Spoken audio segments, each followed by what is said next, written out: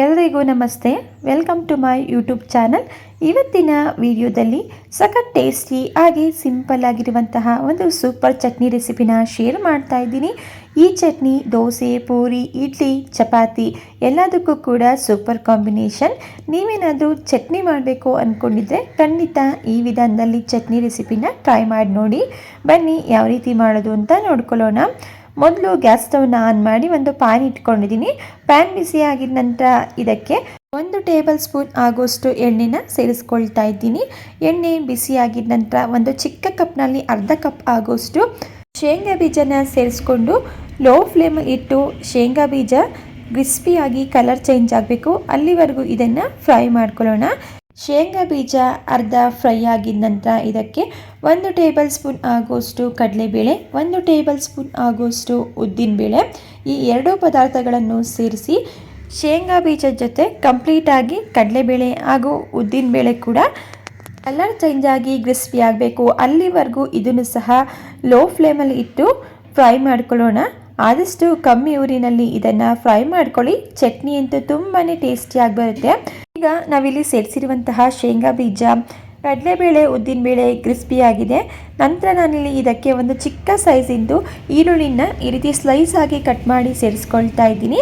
ಹಾಗೆ ಇದ್ರ ಜೊತೆಗೆ ಒಂದು ದೊಡ್ಡ ಸೈಜಿಂದು ಟೊಮೊಟೊ ಹಣ್ಣನ್ನು ಕಟ್ ಮಾಡಿ ಸೇರಿಸ್ಕೊಳ್ತಾ ಇದ್ದೀನಿ.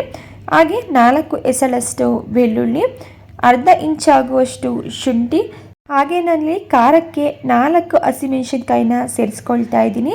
ಇದ್ರ ಜೊತೆಗೆ ನಾನಿಲ್ಲಿ ಸ್ವಲ್ಪ ಪುದೀನ ಸೊಪ್ಪು ಹಾಗೆ ಸ್ವಲ್ಪ ಕೊತ್ತಂಬರಿ ಸೊಪ್ಪನ್ನು ಸೇರಿಸ್ಕೊಳ್ತಾ ಇದ್ದೀನಿ. ನಾನಿಲ್ಲಿ ತಗೊಂಡಿರುವಂತಹ ಟೊಮೊಟೊ ಬೇಗ ಸಾಫ್ಟ್ ಆಗಲಿ ಅಂತೇಳಿ ಇದಕ್ಕೆ ಸ್ವಲ್ಪ ಉಪ್ಪನ್ನು ಸೇರಿಸ್ಕೊಳ್ತಾ ಇದ್ದೀನಿ. ಉಪ್ಪನ್ನು ಸೇರಿಸಿದ ನಂತರ ಮಿಕ್ಸ್ ಮಾಡಿಕೊಂಡು ಮೀಡಿಯಂ ಫ್ಲೇಮಲ್ಲಿ ಇಟ್ಟು ನಾವಿಲ್ಲಿ ಸೇರಿಸಿರುವಂತಹ ಈರುಳ್ಳಿ ಹಾಗೂ ಟೊಮೊಟೊ ಚೆನ್ನಾಗಿ ಬೆಂದು ಸಾಫ್ಟ್ ಆಗಬೇಕು, ಅಲ್ಲಿವರೆಗೂ ಇದನ್ನು ಮಿಕ್ಸ್ ಮಾಡ್ಕೊಳ್ತಾ ಫ್ರೈ ಮಾಡ್ಕೊಳ್ಳೋಣ. ಆಲ್ರೆಡಿ ನನ್ನ ಚಾನಲಲ್ಲಿ ಹಲವಾರು ಬಗೆಯ ಚಟ್ನಿ ರೆಸಿಪಿಗಳು ಹಾಗೆ ಇನ್ಸ್ಟೆಂಟಾಗಿ ಮಾಡ್ಕೋಬೋದಂತಾದ ಬ್ರೇಕ್ಫಾಸ್ಟ್ ರೆಸಿಪಿಗಳು, ಸ್ವೀಟ್ ರೆಸಿಪಿಗಳು ಅಪ್ಲೋಡ್ ಆಗಿದೆ. ನಿಮಗೆ ಇಂಟ್ರೆಸ್ಟ್ ಇತ್ತು ಅಂತ ಹೇಳಿದ್ರೆ ಒಂದ್ಸಲ ನೀವು ಚೆಕ್ ಮಾಡ್ಕೋಬೋದು. ಈಗ ನಾನಿಲ್ಲಿ ಸೇರಿಸಿರುವಂತಹ ಈರುಳ್ಳಿ ಹಾಗೂ ಟೊಮೊಟೊ ಕೂಡ ಕಂಪ್ಲೀಟಾಗಿ ಸಾಫ್ಟಾಗಿ ಬೆಂದಿದೆ. ನಂತರ ಇದಕ್ಕೆ ನಾನಿಲ್ಲಿ 1 ಟೇಬಲ್ ಸ್ಪೂನ್ ಆಗುವಷ್ಟು ಹಸಿ ತೆಂಗಿನಕಾಯಿ ತುರಿನ ಸೇರಿಸ್ಕೊಂಡು ಇದನ್ನು ಸಹ 1 ನಿಮಿಷ ಹಸಿ ಸ್ಮೆಲ್ ಹೋಗೋವರೆಗೂ ಚೆನ್ನಾಗಿ ಫ್ರೈ ಮಾಡ್ಕೊಳ್ಳೋಣ.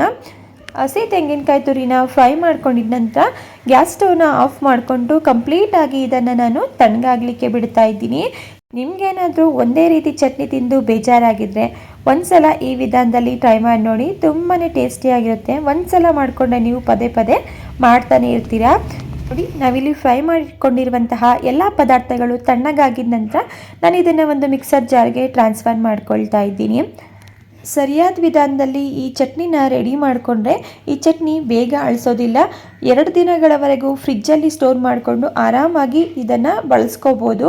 ನೋಡಿ, ನಂತರ ಇದಕ್ಕೆ ರುಬ್ಲಿಕ್ಕೆ ಅವಶ್ಯಕತೆ ಇರೋಷ್ಟು ನೀರನ್ನು ಸೇರಿಸಿ ಹಾಗೆ ನಾನಿಲ್ಲಿ ಸ್ವಲ್ಪ ಉಪ್ಪನ್ನು ಸೇರಿಸ್ಕೊಳ್ತಾ ಇದ್ದೀನಿ. ಆಲ್ರೆಡಿ ನಾನು ಟೊಮೊಟೊ ಫ್ರೈ ಆಗಲಿ ಅಂತ ಸ್ವಲ್ಪ ಉಪ್ಪನ್ನು ಸೇರಿಸ್ಕೊಂಡಿದ್ದೆ.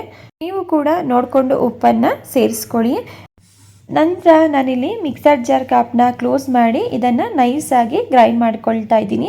ತುಂಬ ನೈಸ್ ಆಗಿಯೂ ಬೇಡ, ಹಾಗೆ ತುಂಬ ಕ್ರಾಸ್ ಆಗಿಯೂ ಬೇಡ, ಮೀಡಿಯಮ್ ಆಗಿ ಇದನ್ನು ಗ್ರೈಂಡ್ ಮಾಡ್ಕೋಬೇಕಾಗುತ್ತೆ. ನೋಡಿ, ಈ ರೀತಿ. ಹಾಗೆ ತೆಳುವಾಗಿಯೂ ಬೇಡ, ಹಾಗೆ ಗಟ್ಟಿಯಾಗಿಯೂ ಬೇಡ, ಈ ರೀತಿ ಮೀಡಿಯಮ್ ಕನ್ಸಿಸ್ಟೆನ್ಸಿಲಿ ಚಟ್ನಿನ ನಾನಿಲ್ಲಿ ಗ್ರೈಂಡ್ ಮಾಡ್ಕೊಂಡಿದ್ದೀನಿ. ಈಗ ಇದಕ್ಕೆ ನಾನಿಲ್ಲಿ ಒಗ್ಗರಣೆನ ಮಾಡ್ಕೊಳ್ತಾ ಇದ್ದೀನಿ. ಗ್ಯಾಸ್ ಸ್ಟವ್ನ ಆನ್ ಮಾಡಿ ಒಗ್ಗರಣೆ ಪ್ಯಾನ್ ಇಟ್ಟು ಇದಕ್ಕೆ 1 ಸ್ಪೂನ್ ಆಗೋಷ್ಟು ಎಣ್ಣೆನ ಸೇರಿಸಿ ಎಣ್ಣೆ ಬಿಸಿ ಆಗಿದ ನಂತರ ಅರ್ಧ ಟೀ ಸ್ಪೂನ್ ಆಗೋಷ್ಟು ಸಾಸಿವೆ, ಕಟ್ ಮಾಡಿ ಇಟ್ಕೊಂಡಿರುವಂತಹ 2 ಒಣಮೆಣಸಿನ್ಕಾಯಿ, ಸ್ವಲ್ಪ ಕರಿಬೇವಿನ ಸೊಪ್ಪು ಹಾಗೆ ಸ್ವಲ್ಪ ಇಂಗನ್ನು ಸೇರಿಸಿ ನಾನಿಲ್ಲಿ ಒಗ್ಗರಣೆನ ಮಾಡ್ಕೊಳ್ತಾ ಇದ್ದೀನಿ. ನಾನಿಲ್ಲಿ ಸಿಂಪಲ್ ಆಗಿರುವಂತಹ ಒಗ್ಗರಣೆನ ಮಾಡ್ಕೊಳ್ತಾ ಇದ್ದೀನಿ. ನಿಮಗೆ ಬೇಕು ಅಂದರೆ ಇದ್ರ ಜೊತೆಗೆ ಸ್ವಲ್ಪ ಕಡಲೆಬೇಳೆ ಹಾಗೂ ಉದ್ದಿನಬೇಳೆನ ಸೇರಿಸಿ ಒಗ್ಗರಣೆನ ಮಾಡ್ಕೋಬೋದು. ಈಗ ರೆಡಿಯಾಗಿರುವಂತಹ ಒಗ್ಗರಣೆನ ನಾನಿಲ್ಲಿ ಚಟ್ನಿಗೆ ಸೇರಿಸಿ ಮಿಕ್ಸ್ ಮಾಡ್ಕೊಳ್ತಾ ಇದ್ದೀನಿ. ಓಕೆ ಫ್ರೆಂಡ್ಸ್, ನೋಡಿದ್ರಲ್ವ ಎಷ್ಟು ಈಸಿಯಾಗಿ ಹಾಗೆ ಟೇಸ್ಟಿಯಾಗಿರುವಂತಹ ಚಟ್ನಿ ರೆಸಿಪಿನ ಮಾಡ್ಕೋಬೋದು ಅಂತೇಳಿ. ನೀವೊಂದ್ಸಲ ಟ್ರೈ ಮಾಡಿ ನೋಡಿ, ಪದೇ ಪದೇ ಮಾಡ್ತೀರಾ, ಅಷ್ಟು ಸೂಪರಾಗಿರುತ್ತೆ.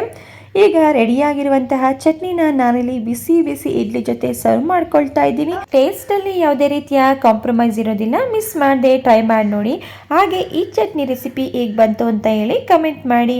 ಇದೇ ರೀತಿ ಸಿಂಪಲ್ ಹಾಗೂ ಟೇಸ್ಟಿ ರೆಸಿಪಿಗಳು ನಿಮಗೆ ಬೇಕು ಅಂದರೆ ನೀವು ಮಾಡಬೇಕಾಗಿರೋದು ಇಷ್ಟೇ.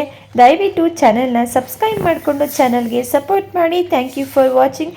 ಮತ್ತೊಂದು ಹೊಸದಾದ ರೆಸಿಪಿಯೊಂದಿಗೆ ಮರಳಿ ಸಿಗೋಣ. ಹಾಗೆ ನಿಮಗೆ ಯಾವುದಾದ್ರೂ ಹೊಸ ರೆಸಿಪಿಗಳು ಬೇಕು ಅಂತ ಅಂದರೆ ಖಂಡಿತ ಕಮೆಂಟ್ ಬಾಕ್ಸ್ನಲ್ಲಿ ನೀವು ಕಮೆಂಟ್ ಮಾಡಿ, ನಾನು ಆ ರೆಸಿಪಿಗಳನ್ನ ಮಾಡಿ ತೋರಿಸ್ತೀನಿ.